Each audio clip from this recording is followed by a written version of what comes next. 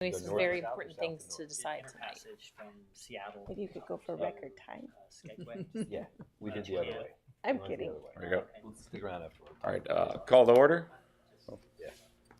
There you go. All right, take a quick moment for invocation.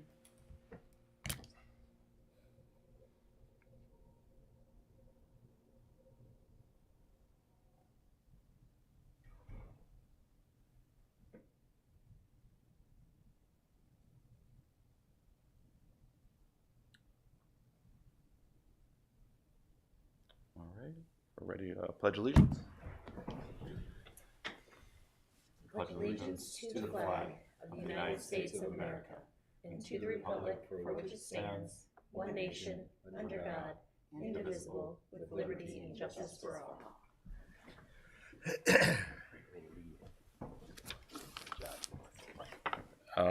I think the first thing is the approval of the October 30th, 2024 meeting minutes. Anybody want to make a motion? All motion? Second? All in favor? Aye. Aye. Motion passes. All right, Craig, what you got for us? So I just got back from the conference, as did Matt, by the way. We had the North Carolina Recreation Park Association conference in Greensboro. It was pretty good. I like going to that one. I prefer the national, but the local state conference does all right sometimes. So I don't know if anybody talked to y'all about this award that Pleasant Park received.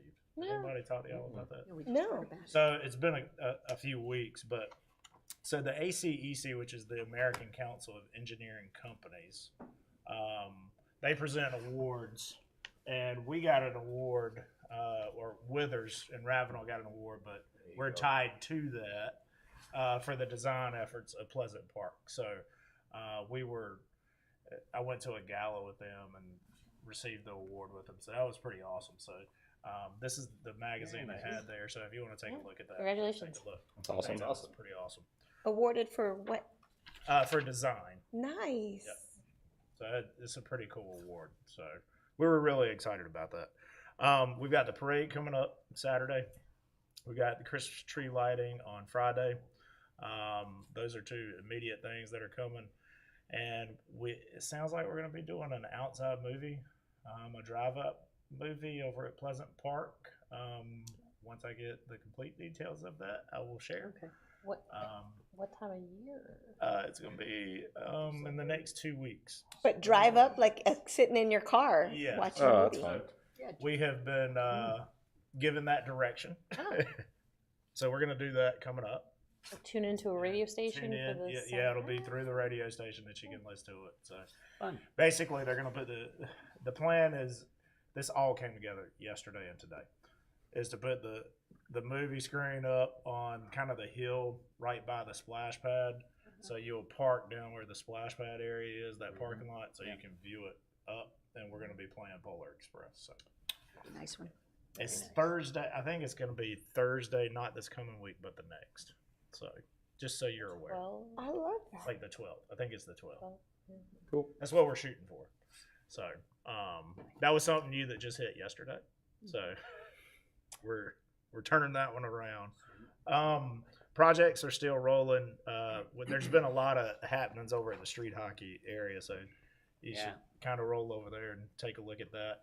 Greenways are really moving right now. I mean, we hadn't had much rain, so if you get a chance to go out and take a look at Beaver Creek and Middle Creek, they're moving along pretty well. So still trying to go through the process for the bike track, waiting on the attorneys for that information to come back for the contract.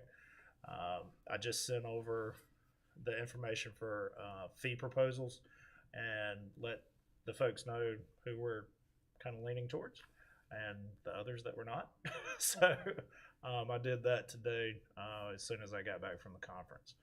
And Angela's still working through the process for the fee and lieu proposal side of things. So, yeah, those are the big things. Basketball starts this weekend. The games do. So. Just a little follow-up on the street hockey rink. I met yesterday with a group from the Hurricanes that are sharing the programming. Last week, I met with some folks at the NHL. expressed an interest in doing an impact study of the street hockey rink.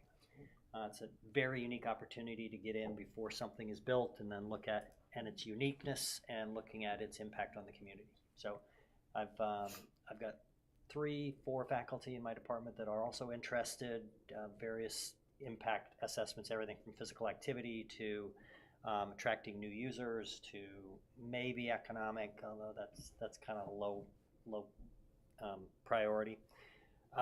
So NHL is extremely interested. They've got, I don't know how many, I'm going to guess at 40 to 50 of these around the country connected with other NHL cities, and there's almost zero analytics on what they're doing. So they're really interested. So I met with Shane Willis and Thomas Withers with the Hurricanes, and need to get a sense of how the facility is going to be programmed. So they're getting their ducks in a row. I met with Patrick and Angela today to get a sense of what they're thinking on it. So it's starting to come together a little bit. We're definitely thinking more, first year is going to be pretty basic, right? Sort of 4 pots. There'll be, time set aside for community use, rentals. The Hurricanes will have a spot. And then there's one other, and I can't remember what that was. Oh, programmed activity going on at it. So trying to map that out now, and then I'll put together. Matt's interested in being part of this as well. We'll put together a study plan for it. So what we're going to actually look at. One of the things that we talked a little bit about today was the use of cameras, because as I understand, we do have some camera capture in Apex. We have cameras, Right. but we don't have them there at that. No. I understand that. Okay. So the important part of that is there's precedent that we have cameras in public spaces capturing information. That's the key. Right. So one of my colleagues has international expertise in using cameras to capture impact of facilities and counting people and what they're doing and how they're doing it, and getting age differences. It's getting more sophisticated all the time. So that's It's kind of cool and scary. yeah, bingo, Right. bingo. Right. Yeah. It is. Bingo. If used the right way. That's right. It's Right. gotta be used the right So way. obviously this would, it would go through IRB at NC State, and so you would have all those protections and everything in place. But so that's kind of, it's very preliminary. Really just trying to see what's available, what's out there. This is something I want to do. So if it just becomes an Apex project, then we can do it pro bono, and I'm not concerned about that. But if NHL wants to expand, say, hey, let's use Apex as a model, extrapolate to other areas of the country. One of the things I'm finding is that there's a lot of these facilities that sit vacant. Yeah. Poor planning, poor site planning. They put them in spots. Oh, let's put it here, and then people will come because it's maybe low income, racial minority, and then nobody uses it because there's no intentional programming, and they haven't thought about street connectivity and crosswalks and transportation and all of those things that factor heavily into facility use. So, that's kind of where we are at this point. Just want to give an update, and I'll keep, continue to work with Patrick and Angela on that, and we'll have some fun with Are it. you looking at doing it just a model, like how many people are using a facility? Or are you looking at the next step to say there are more people playing hockey? I think you can do it either way. So And that's what I'm asking, like, what's the right. goal? And So go for it. so the NHL's goal, right? The reason they gave the funding, it comes out of what's called their Industry Growth Fund. Every team contributes about $1 million back to the NHL, and that money is then subsequently granted back out to the organizations for industry growth initiatives. It's kind of comical if you think about it. But they don't do anything to follow up with, is this moving the needle? Is it having an impact? Is it growing the game? They're most interested in growing spectators to the sport. Interest in the sport. Of course, yeah. There's, the NFL has an initiative, US Soccer has an initiative, and they're all doing it. It sounds like motherhood and apple pie, but really it's designed to get people interested in the game. So you achieve multiple goals with it. So that's if they have strong interest in tracking and seeing if there's fan development, well then, and we can do that for them, but there's a cost to Right. doing that. Right now, we're getting into pretty heavy data, and that requires people, and people cost money. I was just curious because of the new ice facility that's going down off of Viridia Parkway, Right, south of 540. yeah. If that is going to bring more people to the area that will now take an interest in ice hockey, and now their kids are now Yeah. they're out playing street hockey, and you see an explosive growth in the. It's a much Just easier curious. entry into the sport. That's the theory, Okay. right? All you need is a stick, Much stick cheaper. and a ball, Yeah, right? right. And Much you cheaper. take Yeah, you no, take the you're- learning to skate factor out of playing hockey, and that's a massive barrier to entry. So the theory is, yeah, it will attract more people. They've also partnered with the national organization. They used to do with the group that they partnered with does the flag football all around the country. It's those organized flag football leagues, and they have an initiative that started 2 years ago, maybe 3, called NHL Street, and it's the same concept, but they bring and help host tournaments, big tournaments, NHL street hockey tournaments at ideally the facilities that they've provided funding for. So their NHL is very interested in that, and they want to partner with it. And with that comes the NHL brand, which Thomas and Shane were they weren't too excited about it. And I kind of said, wait a minute, time up, guys. You're turning away the NHL brand on the facility. We need to talk about that a little bit, because that's a big deal, right? And that attracts other sponsors and other opportunities. So, And Thomas and Shane are our contacts. Right. through those two. right. So I've kept everybody in the loop in terms of communications on this and stuff. So once it gets a little more formalized, I'll definitely want to sit down and say, okay, here's what we're thinking of doing. We might need to inform council, Okay. that we are going to be doing some data collection, at the site. And we'll check all the boxes and Very good. do all the stuff the right way. But just an That's FYI awesome. at this point. So, Cool stuff. Good stuff. thanks. Thank you. Sorry. 2 years later to see where that project's turning, Yeah. or a year and a half, right? Well, I know. no, it's a good thing.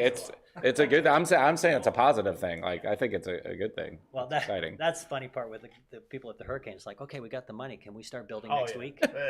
They were ready to have it done with the time. Well, that they gave us. no. We're good. We're not that good, are we? Yeah, exactly.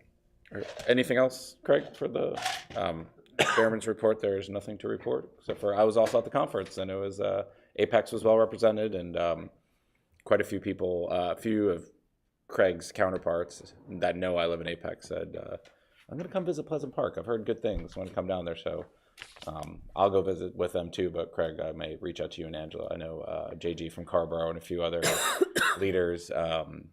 Jay from, he's now in Cabarrus. A few other similar sized cities who are looking at type parks of obviously the press and the news. Oh, They're wanting to come look at it. So You gotta have a 35-foot slide. they 30, they want to have 36. 30, yeah. They will want to have Yeah. 36. Can you, I think we need to actually offer trackers for grandparents that take their grandchildren out there and then lose them within And 30 lose 'em. seconds. Within 30 seconds of getting. Took you that All, long? all three of them went in different directions. Like, oh my God. And it was You get your steps was in fast, chasing your yeah. kids at that park. Yeah. It was fast. Apple air tags. I just followed the 4-year-old. Yeah. The 7 and 11-year-old. Y'all are on your They're own. good. They'll get that. 4-year-old, I'm Yeah. keeping track of. Exactly. Where is he? There he is. Public comment. Great. No old business, if I'm correct. All right, Craig. A couple new business Yep, things. We got a couple of things. So these are things that we've done over the past few years. So the first new business is staff's requesting consideration and recommendation to cancel the July 30th meeting. Past years, there's been concerns about forums and different things, so we would like to cancel the July meeting, and that's what our recommendation is. Has council, sorry, let me start over there. Has council already voted to cancel their meetings in July? I don't know. They honestly. did this past year, they canceled both of theirs. I didn't know if their schedule's out yet or not. I know that they had put the schedule together. I don't know that it's been voted on. Okay. Why specifically July? Because it's summer? Middle of summer. I think you just Hard to find a get- lot hard of to get quorum. overlapping Hard to vacations. get- Yeah, It's very vacation time. difficult to get Yeah. a quorum. You get one.